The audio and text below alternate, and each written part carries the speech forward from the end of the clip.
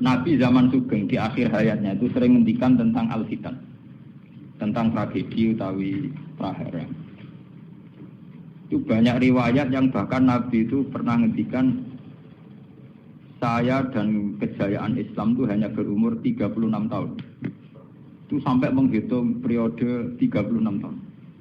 Juga banyak riwayat yang bahkan secara detail saya mencium turba, di mana nanti cucuku terbunuh di situ. Apa kamu gelisah Muhammad? Iya. Kata Jibril, jika kamu mau, saya tunjukkan di tanah mana nanti cucumu akan dibantai. Itu riwayat jauh sebelum Said Husain dibantai di Karbala. Termasuk riwayat-riwayat yang se-ekstrim ini. Jadi ini kan terus ngaji kalau wingi bahwa nanti pada akhirnya sing mubun rokok itu rawung dolim tok, termasuk kita-kita sing soleh. Jadi sempat mas ke swarga. Wong pun tok khaudun Nabi berarti mendekati napa? Swarga. Bahkan bagian riwayat khaudun Nabi itu fitnah. Makanya kalau wingi cerita, ini amun salah paham tuh. Orang Khawarij itu soleh-soleh wong. Justru karena kesalehannya itu melahirkan tragedi dalam Islam. Karena solehnya itu kemudian mengharamkan barang yang mubah, mewajibkan barang yang sebetulnya hanya sunnah. Penyakit wong soleh mesti begitu. Ane jajal awet ke itikaf ning masjid seminggu, soleh seminggu. Enggak metu perpal perempuan wong amen jagongan ning omah. Kok ora eling pengen. Padahal eling pangeran iso ning omah iso ning dalan. Cuma dekne selerane kan ilinge ning masjid. Wong itikaf seminggu kok gegere kak. Enggak kowe seneng pengajian ya ngono. Wong kene ora seneng ngaji sing teko kok wong limo. Iku gelem dijak apik ta ora? Padahal ning omah ngurmat anake ya apik. Paham ya? Ning pasar dagang ngurmat anak putu ya apik. Cuma APM kan kiai dari pelepak-pelepok ning masjid. Tapi gara-gara pelepak-pelepok ning masjid seminggu gegere tengah. Terus menfonis orang lain. Wah hakada. Jadi sebentuk kesalehan itu pasti melahirkan tragedi. Itu tadi, kamu iktikaf di masjid seminggu saja. Kamu akan janggal sama orang-orang yang berkeliaran di jalan-jalan. Hanya kamu anggap tidak sebaik kamu. Apa dengan Tuhan kalau di jalan-jalan terus? Kamu nyai di satu daerah yang ngaji 10, 20. Nanti kamu kecewa. Orang sini gak seneng ngaji, gak seneng kebenaran, gak seneng kebaikan. Padahal orang yang di rumah mungkin ngerawat anaknya juga ibadah. Gitu kan? Ngerawat keluarganya juga ibadah. Hanya karena dia tidak ngaji sama kamu anggap tidak ibadah. Padahal di rumah juga ibadah dia.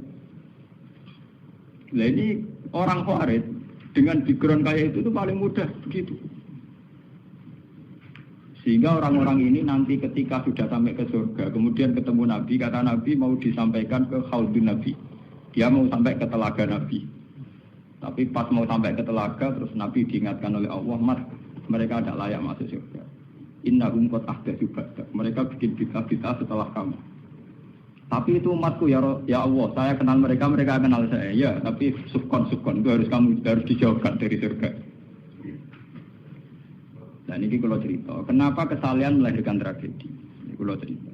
Dalam semua sejarah dunia, selalu tragedi itu dimulai dari kesalehan.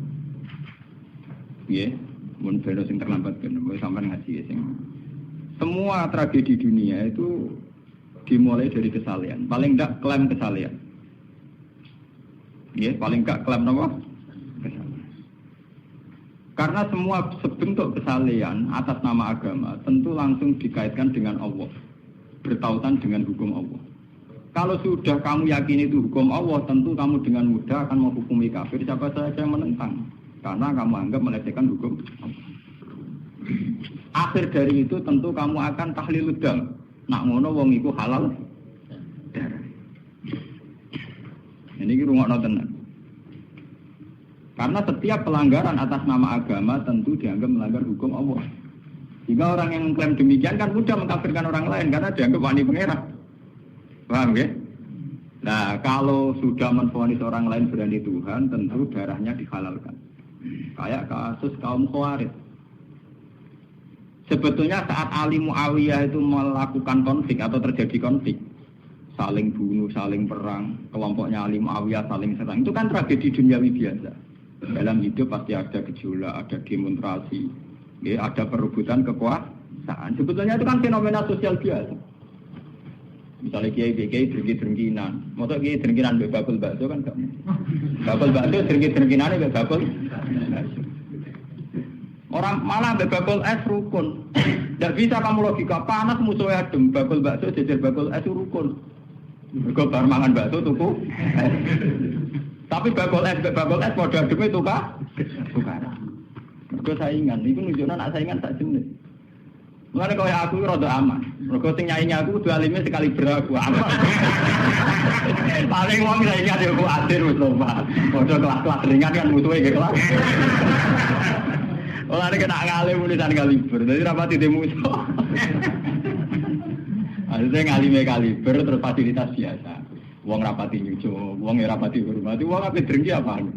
Wong kula yo mak turu temangsang ning kos drengki apa? Mun kula elmoni ya, dadi wong rapati drengki mun kula elmoni. Dadi ngalime kaliber fasilitas biasa. Wah aman. Kok kayak ini? Aman, itu istihad. Jadi untuk menjaga keamanan. Ngalime ra kaliber yang dadi wong nyucup, wong dobar, itu mesti wong mencep. Alim sepi, kok wong dobar gegere gak karuan. Niku termasuk strategi ngadepi napa prahara. Artinya sakit ilmu sebenarnya secara ijtihad itu bisa napa? Bisa kan. Lalu kula biasa mlampah-mlampah teng kula mriko nggih umbal we anak kula.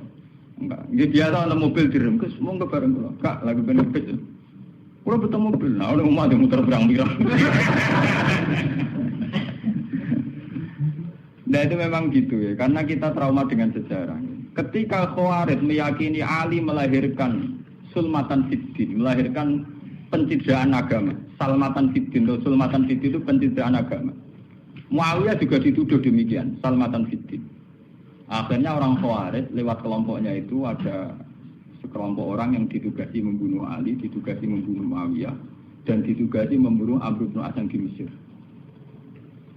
Semua tokoh-tokoh besar Islam itu melahirkan tragedi Islam, harus dibunuh semua. Itu yang keputusan gitu itu lewat kesalehan. Mereka orang-orang soleh, orang-orang khusyuk, senang iktikaf, senang zikir. Dia punya keputusan sing lahirno tragedi dalam Islam.